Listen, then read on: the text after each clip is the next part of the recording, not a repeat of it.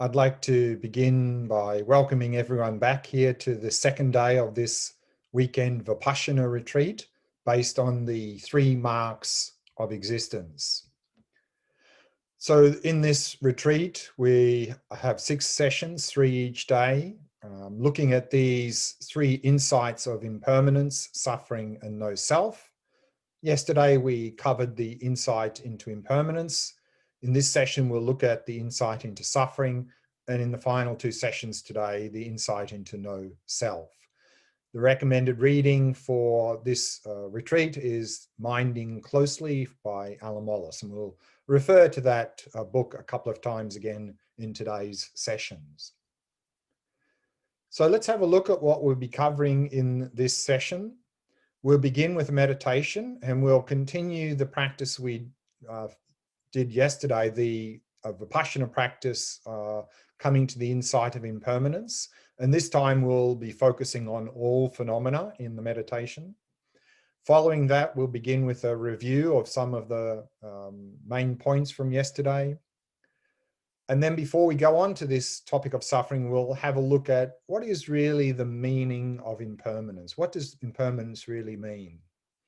Then we'll introduce the topic of suffering, which we briefly touched on already yesterday. We'll look at that in a little bit more detail. And then we'll look at the actual practice, the Vipassana practice, coming to the insight of suffering. And we'll do that meditation.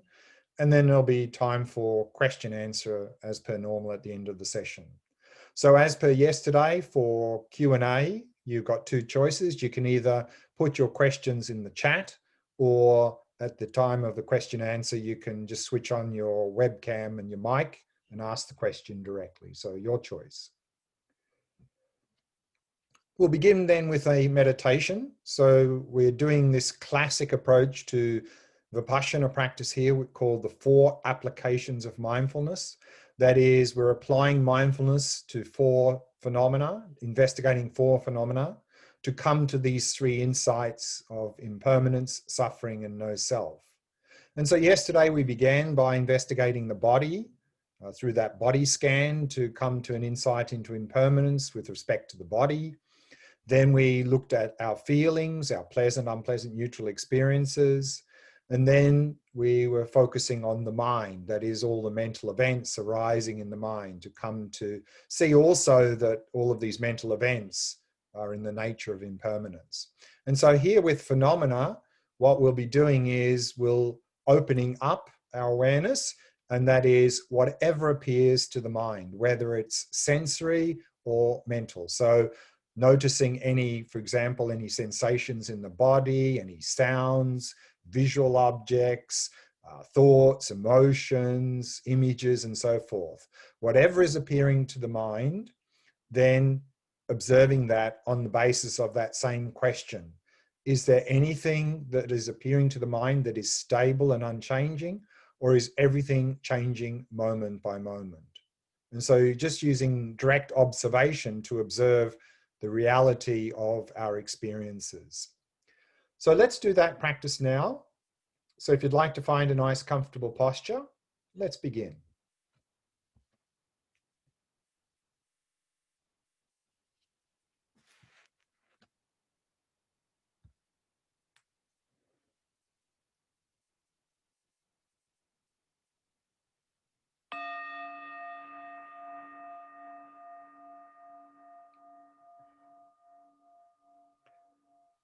As always, we begin by preparing the body, establishing a good posture, meaning keeping the back nice and straight, and at the same time allow the entire body to become completely relaxed, completely at ease.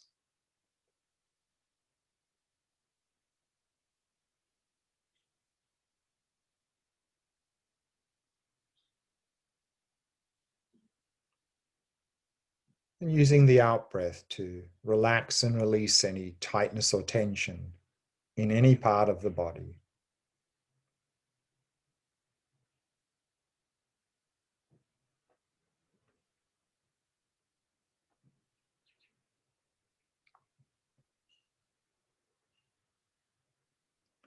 and softening and relaxing all the muscles in the face.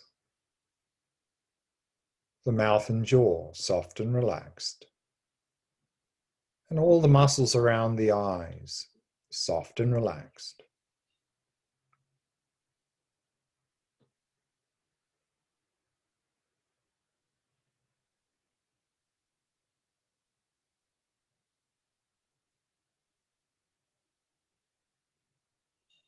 In this way, allowing the entire body to become completely relaxed, completely at ease.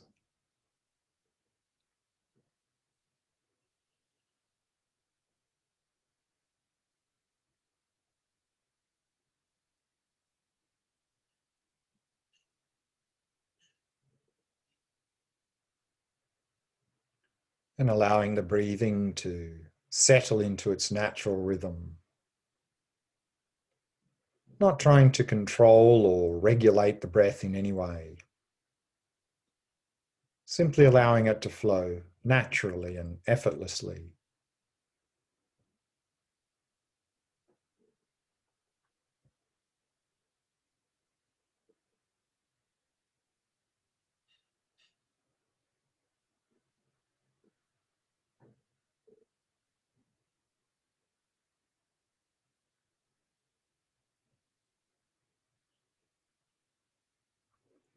And then preparing the mind. Simply allowing it to come to rest in the present moment.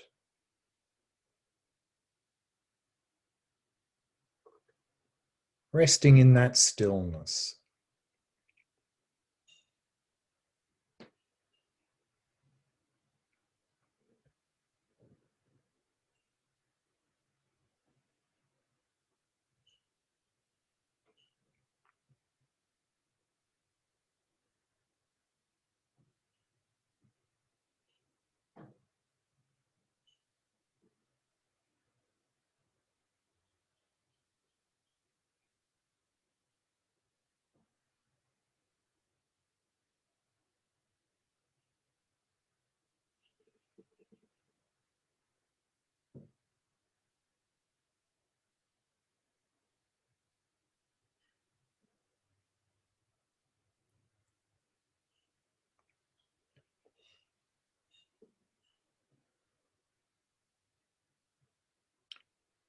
And then we can begin our Vipassana practice by applying mindfulness to all phenomena. That is simply observing anything which appears to our mind, whether it's mental or sensory, and investigating on the basis of the question, is there anything that is appearing? Is there anything that is stable and unchanging? Or is everything changing moment by moment?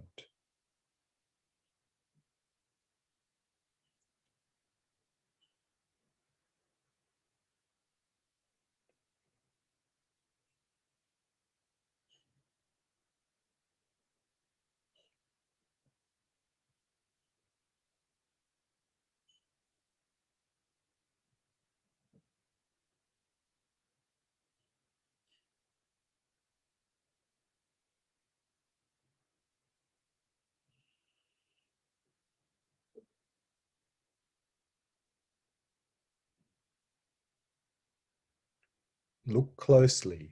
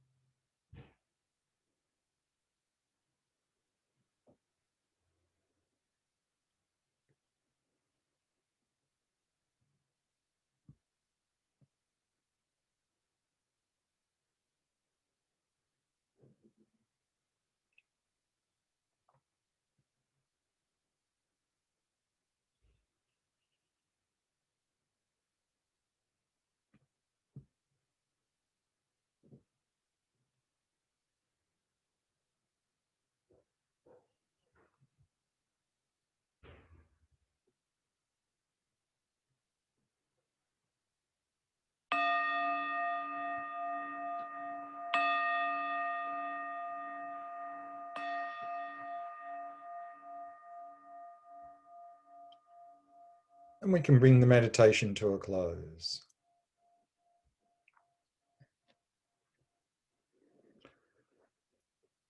Let's begin with a short review of some of the main points from yesterday. This is a Vipassana retreat.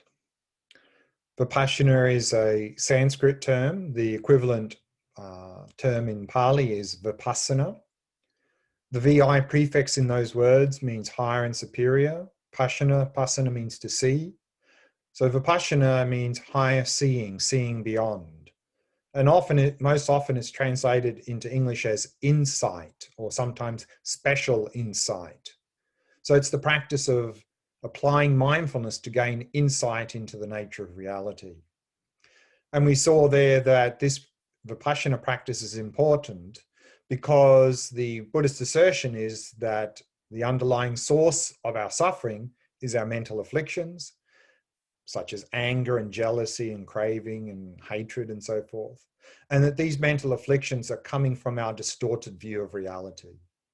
And so therefore, by engaging in this Vipassana practice to gain an insight into the nature of reality, we can overcome those distorted views, thereby overcome the mental afflictions they produce, and thereby overcome suffering, and ultimately lead us to then genuine happiness and inner well-being. There are a number of ways in which we distort reality. In this and the next retreat, we're looking at 4 distorted views that we have. One is that we tend to see things which are changing as unchanging. We tend to see pleasure as happiness. We tend to see where there's no self, a self. And we tend to see things which are dependent as independent. And so to overcome those 4 distorted views, we have the 4 insights of impermanence, suffering, no self, and emptiness. The first 3 of those are the ones we're covering in this retreat, and they form what's called the 3 marks of existence. This is the foundation Vipassana practice that we find within the Theravada Buddhist traditions. And then in the Mahayana Buddhist traditions, then in addition to that, they go one step further into this Vipassana practice of emptiness to gain an insight into emptiness. And that's going to be the main topic for the next and last retreat in this 5 retreat series. And then we yesterday stepped back to see the larger framework within which this Vipassana practice exists, the framework of the 4 Noble Truths, the core teachings of all Buddhist traditions. And we use that analogy of a curable illness to exemplify these 4 Noble Truths. That if we really want to overcome suffering, then we need to know what is suffering and what are the causes of suffering. And if we really want to achieve that genuine happiness, we need to know what is happiness and what are the causes of happiness. And this is the 4 Noble Truths. And we use that analogy of the curable illness to highlight that. And we saw there that in the teachings on the 4 Noble Truths, that the first Noble Truth, the truth of suffering, is the condition we find ourselves in. That is to be known. We need to know the condition we find ourselves in, so then we can do something about it. Then we need to search for the underlying cause. Why are we stuck in this state of suffering? And we are to then abandon that cause. And then to achieve liberation, that is the third noble truth, we can achieve a complete cessation of suffering and its causes. That is to be attained. And then how to achieve that is through the path, the practices leading to the cessation of suffering, and they are to be cultivated. So we saw there then the diagnosis is that we are in this state of suffering or dukkha due to the mental afflictions, in particular at the deepest level due to our distorted view of reality. And we're cycling in this state life after life. This is called samsara. We can achieve complete liberation from this, from all suffering and its causes. This state is called nirvana. And the cure we saw there was this noble eightfold path, these 8 practices to engage in, which can be condensed into these 3 core areas of practice of ethics, concentration, and wisdom.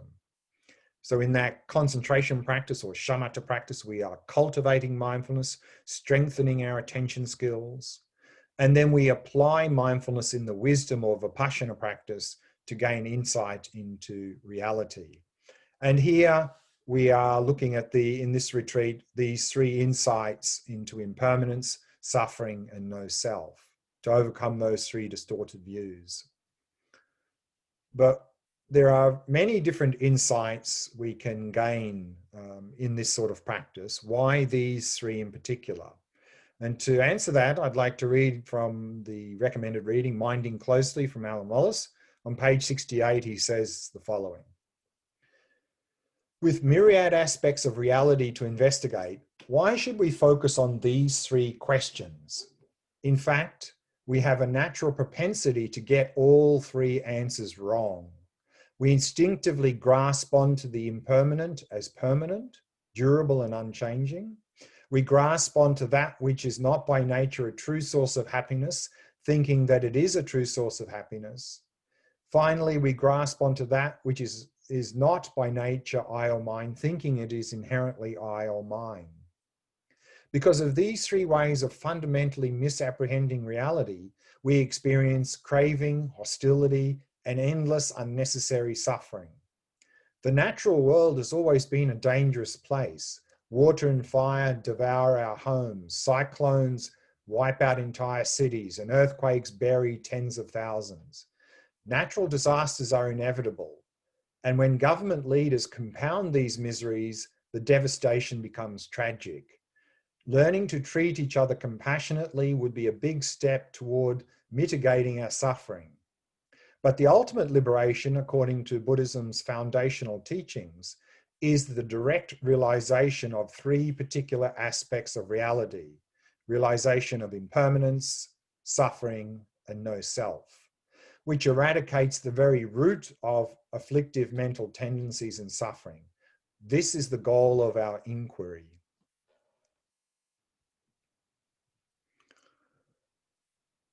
And we saw there yesterday that the first of these three insights, impermanence, brings us enormous benefit. That if we can gain insight into impermanence, the fact that everything's changing moment by moment, this will dramatically reduce our craving and attachment to pleasant things. Because if we can experientially things as constantly changing, then there's nothing for craving and attachment to grab hold of. So therefore that will drop away significantly. And thus we'll actually enjoy those pleasurable experiences much more due to the lessening of craving and attachment. And also from this insight into impermanence, we'll be in more harmony with the flow of life, and we'll be using the flow of life to our advantage to navigate in a better and better direction in our life, rather than trying to fighting against the flow of life, trying to hold on to the things that we find pleasant.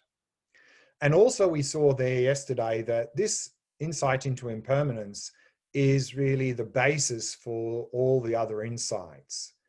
Because if we can gain an insight into impermanence, then that will go a long way to helping us to gain an insight into suffering, particularly in terms of letting go of grasping pleasure as happiness, because we'll see that pleasurable experiences are transient. They'll never give us any genuine lasting happiness.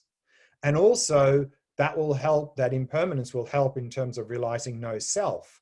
Because if we see everything is constantly flow, changing, then where is there a self in that flow? And also that will be a basis for the emptiness practice, because if we just have flow, then where is there a thing to be found in that flow that exists objectively from its own side? However, to receive these benefits from this practice, we need to bring intellectual understanding into experience. Because I think now all of us accept intellectually that everything's changing moment by moment, because science has proven it conclusively. But does our intellectual understanding of impermanence, is that really helping us in our life?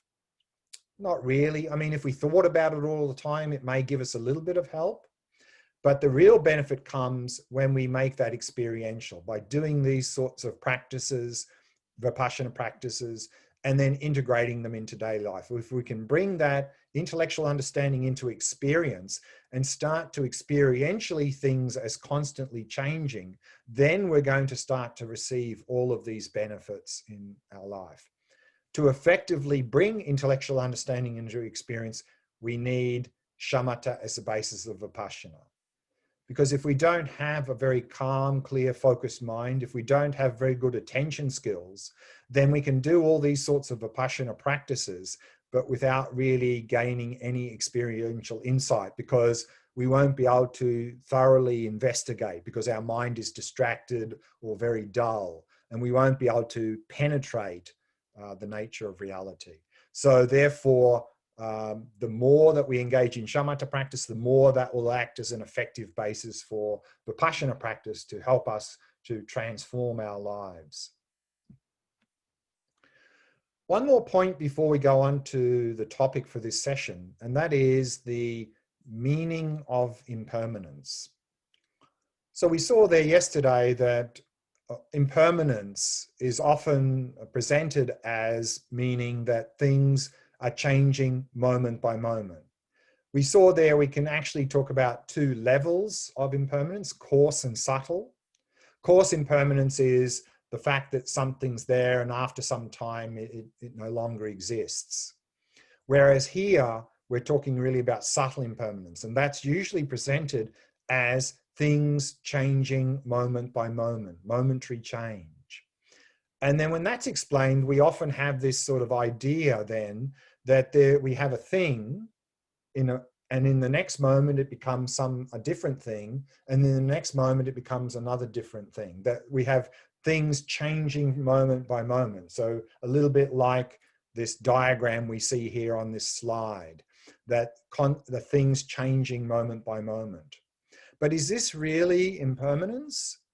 Because if we have a thing existing in the present moment, and remember, present moment is a moment of time, so it has duration. So if there was a thing existing in that present moment, it would mean that during that brief moment of time, it would not be changing. Therefore, it would not be impermanent. And if a thing existed for that moment of time and it didn't change during that brief moment, then why would it change? Why would it suddenly change? It couldn't. So therefore, this is not really, if we at a very subtle level, this is not impermanence, but rather what we are to understand that really impermanence means simply a continuous flow of change. There's a continuous flow of change. And within that flow of change, of course, to make sense of that flow of change, we create objects, we conceptualize objects to make sense or meaning of that flow of change. And that's fine. But what we tend to do then is, on top of conceptualizing or creating meaningful things within that flow, we then grasp onto them as if they existed objectively as things. Then we have a problem. Then even impermanence doesn't work. So therefore, if we understand that impermanence really means this continuous flow of change, then there is no such thing as an objective thing existing in the present moment. And if we really appreciate impermanence to mean this, we're very close to the understanding of emptiness. This is very close to the understanding of emptiness, because in emptiness, what we are saying, and this is going to be the main topic of the next retreat, is that you cannot find anything objectively. There is no things existing objectively there. And if we appreciate impermanence as simply continuous flow, then that is very close to the realization of emptiness. So therefore, the realization of impermanence is very close to a realization of emptiness. So let's now go on to the second of the three marks of existence, that is suffering, which we've already briefly touched on in the Four Noble Truths presentation. So this is the first of the Four Noble Truths, the human condition, the truth of suffering. The Sanskrit term there and Pali term was dukkha, spelled slightly differently in Sanskrit and Pali. And so this is the Buddhists' part of the Buddha's diagnosis for us, that we're in this condition of dukkha. And the word dukkha, as we saw yesterday, is most commonly translated as suffering. And on the basis of that translation, then often we hear Buddhist teachers say things like, according to Buddhism, all life is suffering. And then when we hear that, we think, well, that doesn't sound right, because sometimes my life is sort of okay, I even have sometimes pleasant experiences. So I think the Buddha's diagnosis, he didn't really know what he was talking about.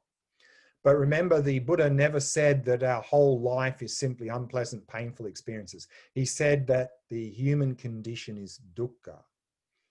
And the etymology we saw there of the word dukkha, du means bad, ka can mean space or hole.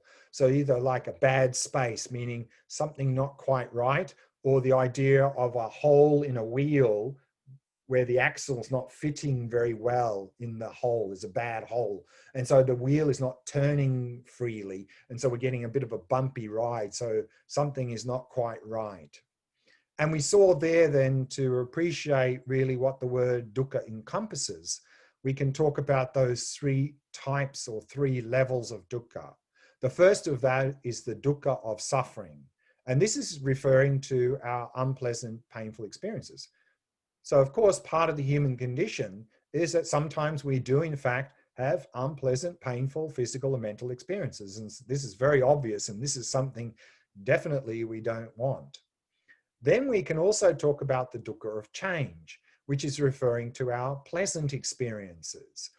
And the word change is used here to describe pleasant experiences to really help us to appreciate, in fact, that our pleasant experiences change, meaning they're temporary, they're transient. And so this is not so obvious, because this is what we normally identify pleasant experiences with happiness. And so I'll just jump onto the next slide and then come back again.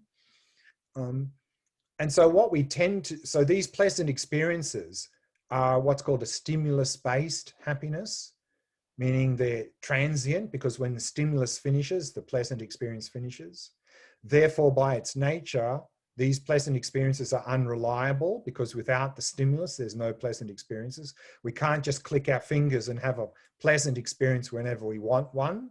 No stimulus, no pleasant experience.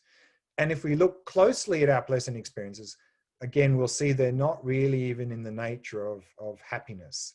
Because if our pleasant experiences were in the nature of happiness, it would mean that the more we engaged in them, the more happy we should become. But we know from our own experience that if we overindulge in our pleasant experiences, not only don't they tend to make us more happy, but often they induce a lot of unnecessary suffering. Classic example, eating too much of our favorite dessert, or spending too long out in the nice warm sunshine. So we can understand they're simply relative experiences. And by grasping onto pleasure as happiness, seeing that as happiness, then what happens is that leads to craving and attachment, because we want those pleasant experiences because they seem to be bringing us happiness. And so once we generate craving and attachment to our pleasant experiences, together with that often comes a lot of worry and anxiety about not getting it, not getting enough of it, or potentially losing it. And then often a lot of frustration when we don't get it, overindulging when we do get it, and often leading to a lot of unnecessary suffering. And then often we end up with a lot of dissatisfaction and disappointment when things don't live up to our expectations. And then we feel that the reason we're not really satisfied is we just didn't get enough of that thing. And so we simply end up craving for more. And attachment, craving and attachment is never satisfied, because these pleasant experiences can never fulfill us, can never fully satisfy us. And so therefore we end up losing out on enjoying the things we used to enjoy. And we know this well from our own experience. If there are certain things we really enjoy in our life, but we get them too often, then it doesn't take too long before our craving and attachment goes, sorry, that's not good enough anymore. That's boring. I need something bigger, better, and different. So it's really, we're never satisfied. So these unnecessary sufferings come from mistaking pleasure for happiness. But there's something much deeper going on in the human condition rather than simply pleasant and unpleasant experiences. And that is, we saw yesterday, this all-pervasive dukkha. And that means that our life is pervaded by the potential for suffering to arise, meaning there's nowhere we can go or be where we're completely free of the potential for suffering to arise in our life. That potential is always there. Why is that potential there? It's because our mind is contaminated by the mental afflictions. So as long as there's craving, jealousy, hatred, anxiety, fear, depression, and so forth in our mind, there's always a potential for suffering to arise in our life. So this is the deepest level of the understanding of dukkha, the deepest understanding of the human condition that we find ourselves in. And so we saw there yesterday that an alternative translation for this word dukkha can be unsatisfactory or dissatisfaction. And we see this also mentioned in Alan Wallace's Minding Closely. He says the following here. In fathoming the true nature of dukkha, the translation of the term is important. It is easy to misunderstand something I heard in a college course on Buddhism, which was that the Buddha was a pessimist. He thought everything was suffering. Understanding this requires some finesse. What the Buddha actually said was that as long as our minds are dominated by mental afflictions, acting like carriers of a malignant virus, spreading delusion, craving, and hostility, along with myriad derivative mental afflictions such as envy and arrogance that corrupt and distort every experience, then nothing will be satisfying. This is why I define dukkha as dissatisfaction.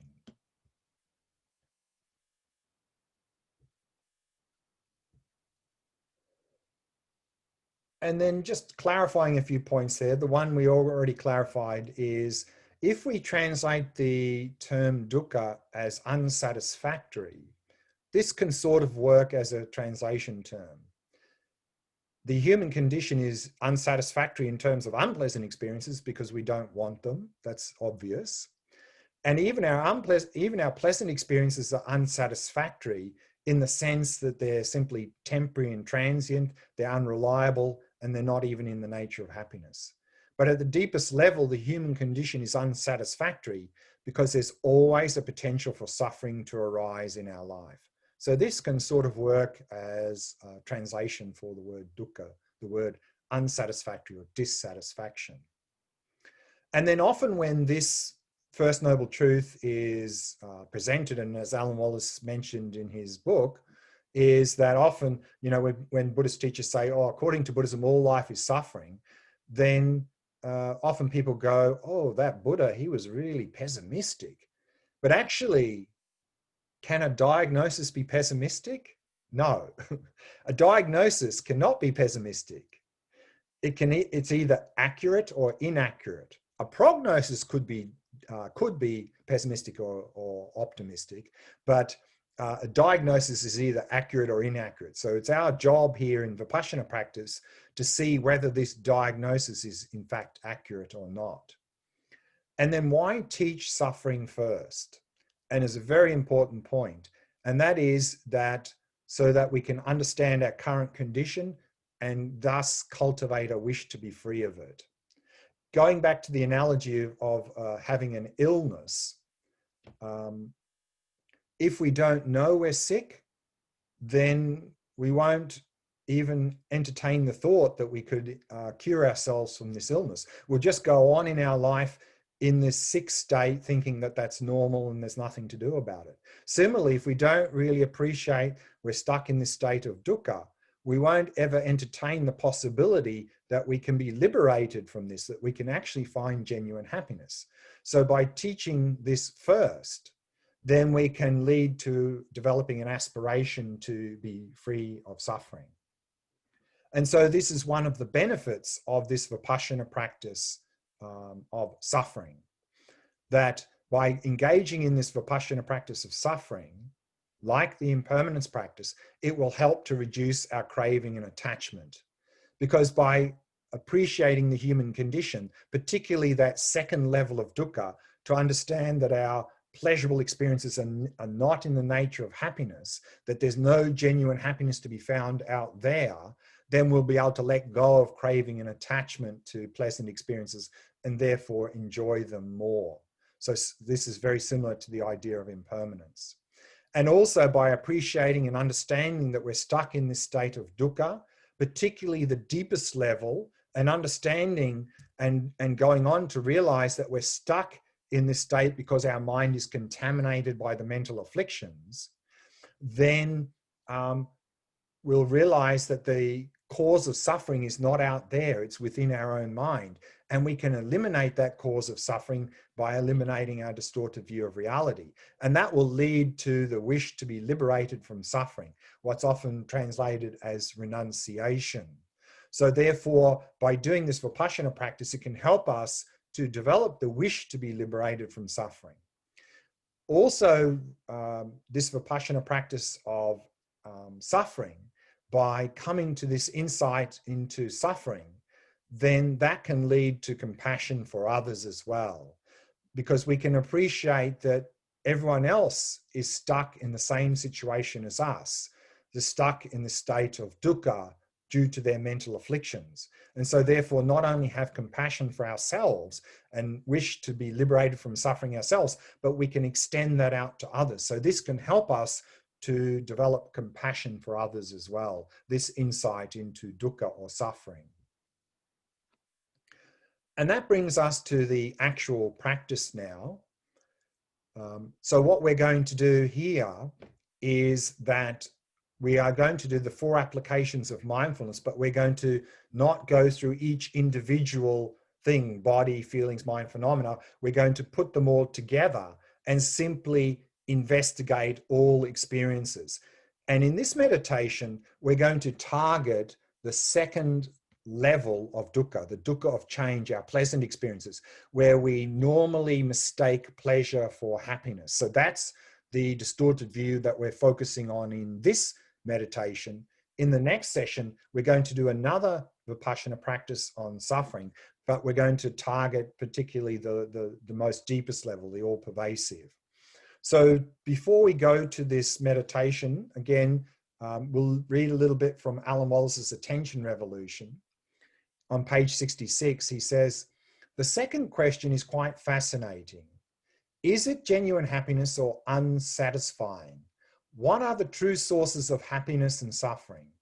When we identify a phenomena as a true source of our happiness, be that a person, a situation, organization, job, belief system, scripture, or any appearance to the mind, we think, it feels good to have this source of happiness.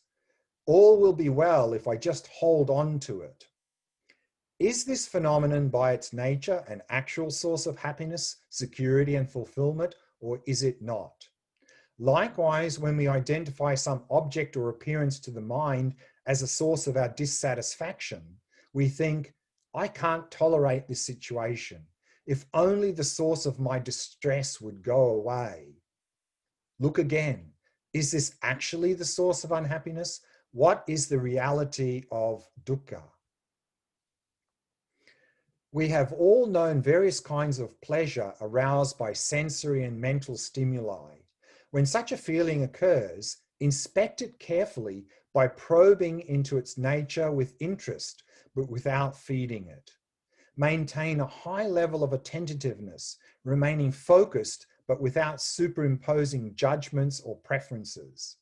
Is this feeling an intrinsically pleasurable one by its own nature? Does it maintain its integrity, remaining vivid the more carefully it is scrutinized, or does it begin to dissolve under investigation? Finding some person, place, or thing to be truly satisfying, you might think, bullseye, I've tapped into the wellspring of true happiness. If so, according to the Buddhist analysis, every time you return to that source, it should deliver satisfaction. If it is an actual source of happiness, it should invariably deliver happiness. 15 times a day or 24 hours non-stop? Can you think of any appearance, person, object, or activity that consistently yields such happiness, a true source of happiness? Or do unsatisfying qualities always crop up over time? Investigate the sources of dissatisfaction and satisfaction constitutes an empirical inquiry. And so that's what we're going to do now, is that we are going to simply investigate all phenomena, meaning whatever is appearing to the mind. But if you wish, in this particular practice, because we're focusing mainly on the second level of dukkha, that is pleasurable experiences. So if nothing really pleasurable is coming up, if you prefer, you can deliberately generate pleasurable experiences, either physical or mental, and then investigate those experiences, observe those experiences on the basis of the question, is this experience in the nature of happiness? Does this object produce happiness, always produce happiness, the object of my experience? Does this object always produce happiness when I encounter it? Or could it lead to dissatisfaction? So let's do that practice now, applying mindfulness to come to this insight into dukkha or suffering, particularly an insight into the fact that pleasure is not happiness. So let's do that meditation now. So if you'd like to find a nice, comfortable posture, let's begin.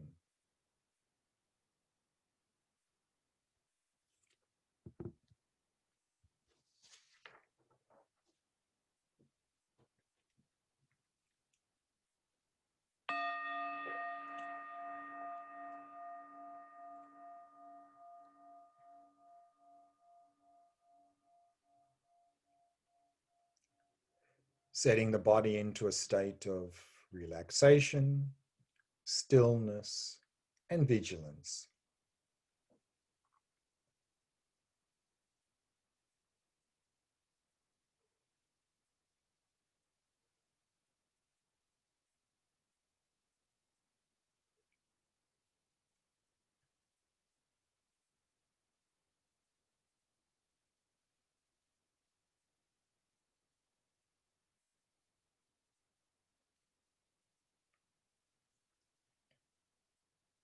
And relaxing more deeply with each out-breath.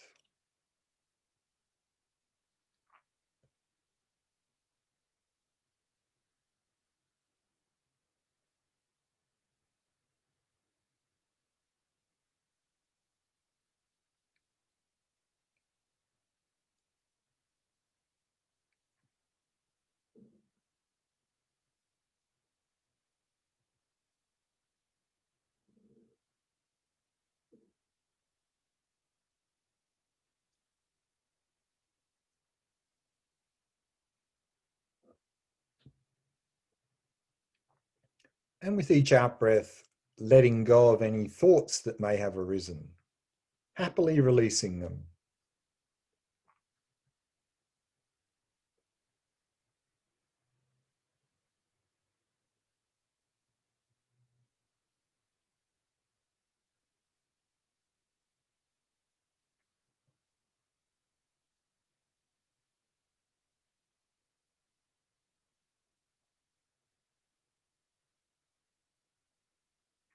And simply allowing the mind to come to rest in the stillness of the present moment.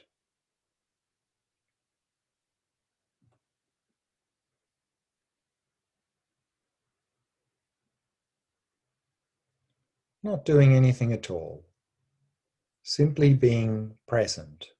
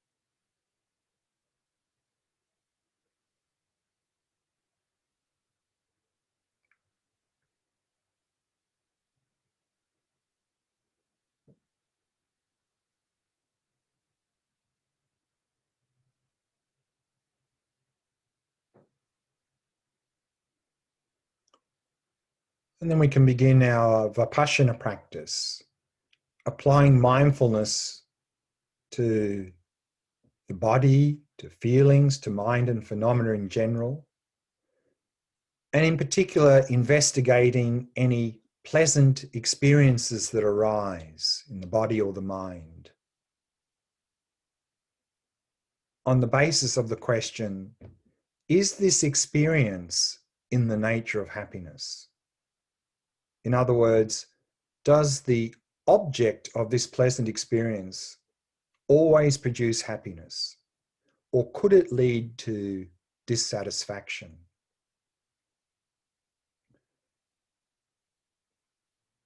So you can simply observe anything pleasant that arises in the body or mind, or if you prefer, you can deliberately bring pleasant experiences to mind and investigate those.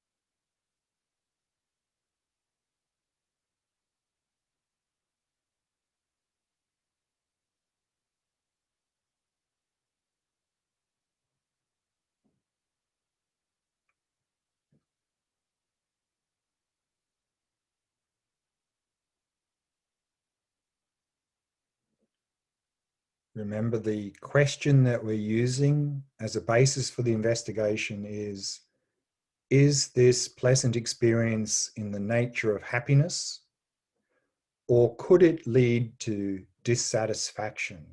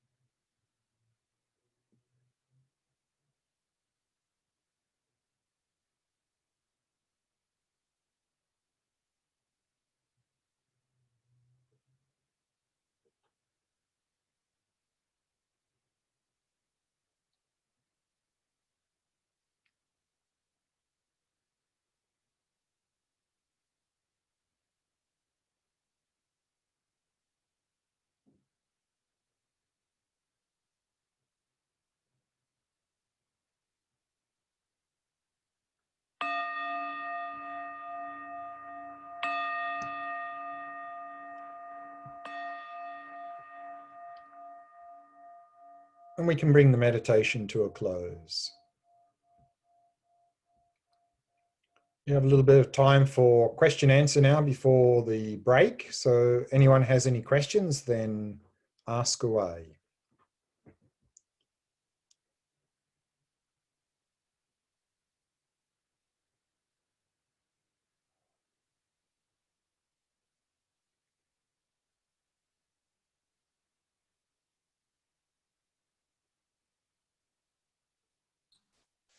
Hi, good morning, Glenn. Hi. Glenn, there's an aspect of this meditation which I find difficult in terms of analysis. Let's say if there's a pleasant thought arising, Mm-hmm. how can I experientially come to a conclusion then, that it's impermanent, rather than I just keep thinking, analytically keep thinking over, oh, it's just a thought, oh, it's just about this and this and this, and this goes away. Right. So I'm not sure what the question is. So you've got some pleasant thoughts coming up, and then, so I we think look at those thoughts, and for this particular meditation we just did, what we can do is that pleasant thought was about someone or something. We can ask, well, if this is this in the nature of happiness, this thought? If it is, it would mean that every time that person or thing came to mind, you'd have a happiness experience every time without fail.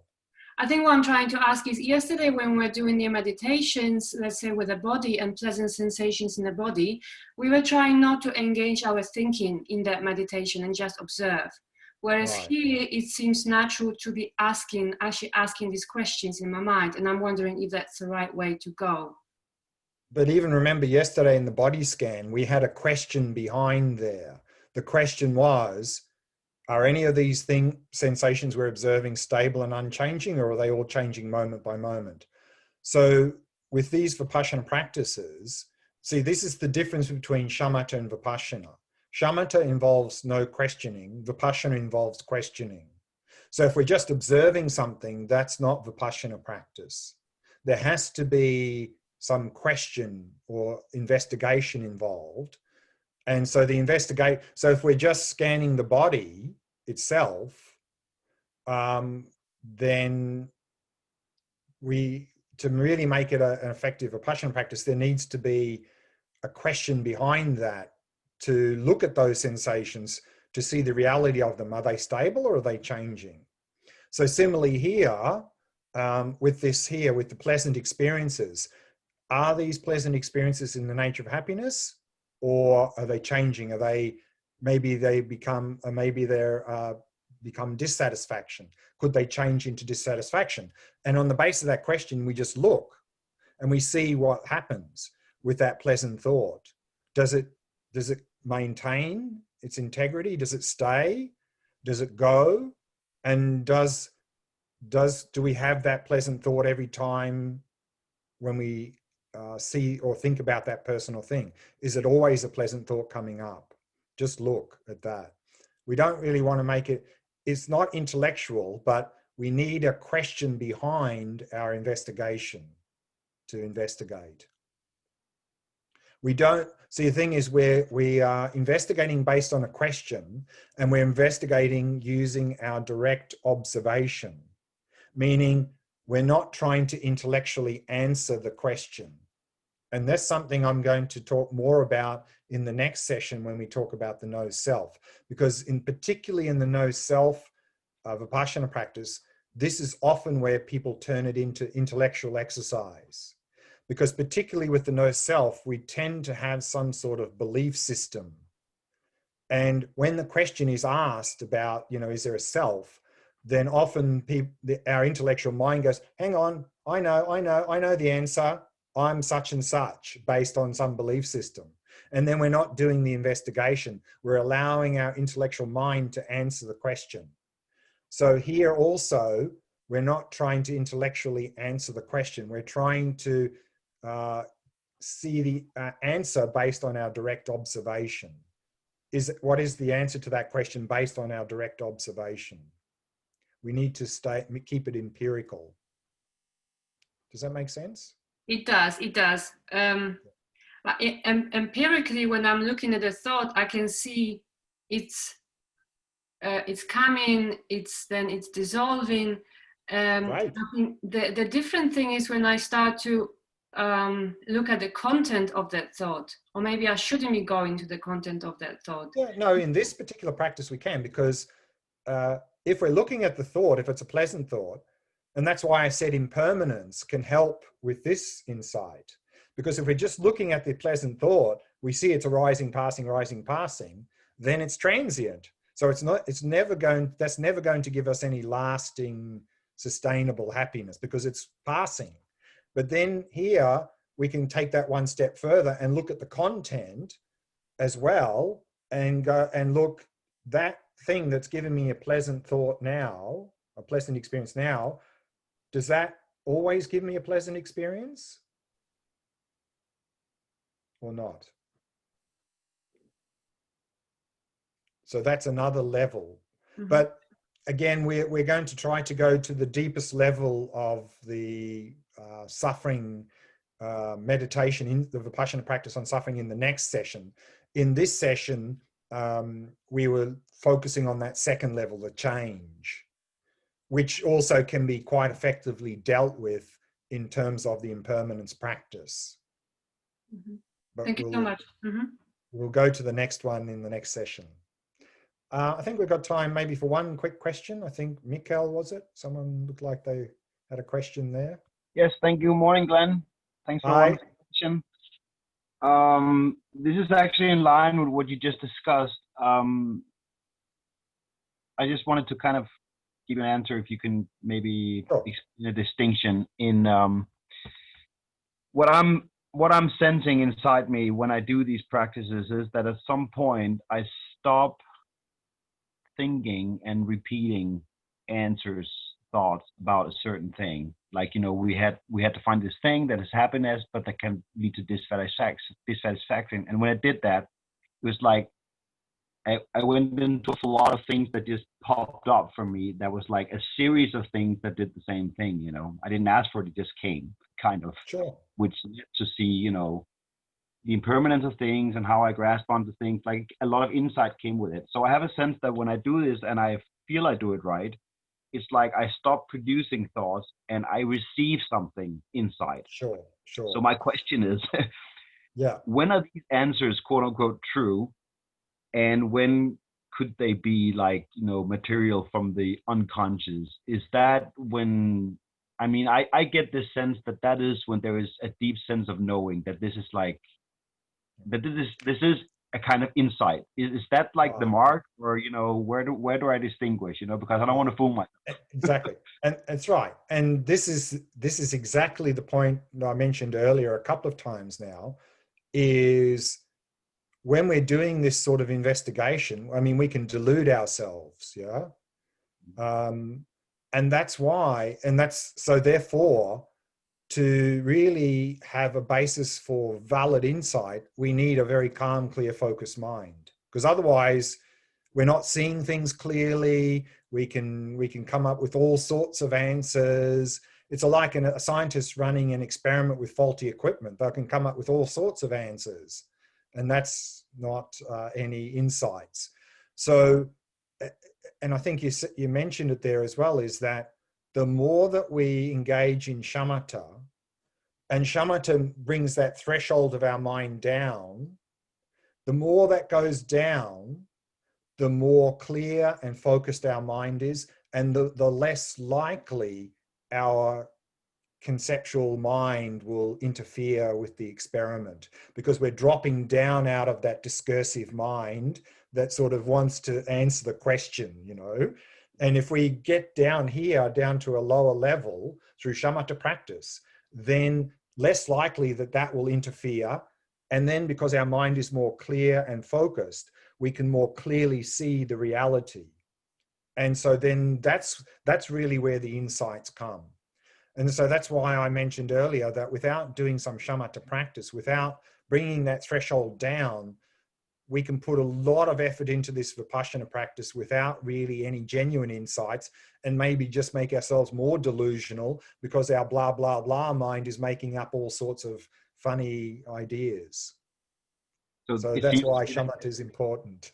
it seems Okay. then to me that there is like an element of trust here also, you know, like I feel like I'm learning through my shamatha practice to trust that if I let go of all my usual stuff, you know, whatever I do with mind and feelings, that there is something there that is actually wiser or more teaching. Yeah, but I mean, again, we're trying to be like an empirical scientist. Yeah. We may or may not have some sort of belief system, and they may or may not be accurate, but that's of no interest here. We're trying to discover the truth. We're not trying to validate our ideas. So we need to be able to be prepared to let go of all of those intellectual ideas and see what the reality is, see what the reality is. It's funny, that's actually the principle for scientific inquiry that you read that the sociologist Max Weber, he put up 100 years ago. He said that if you do empirical work, you have to be open enough to receive information that goes against your deepest theories about life. Yeah, well, in fact, if you can't do that, you're not being empirical. And this is where, and we'll see that a little bit in the next session, this is where often people go astray in these sort of Vipassana practices. Exactly this point is that they have some idea and they think they're very smart, and they're just trying to push the meditation in a way to confirm their own beliefs. And then we're not being empirical. Then we're not going to get anywhere. Maybe just more delusional. Okay, let's take a break there. 25-minute break. We'll come back and we'll go into this no self practice. So take a break and we'll see you back here in 25 minutes.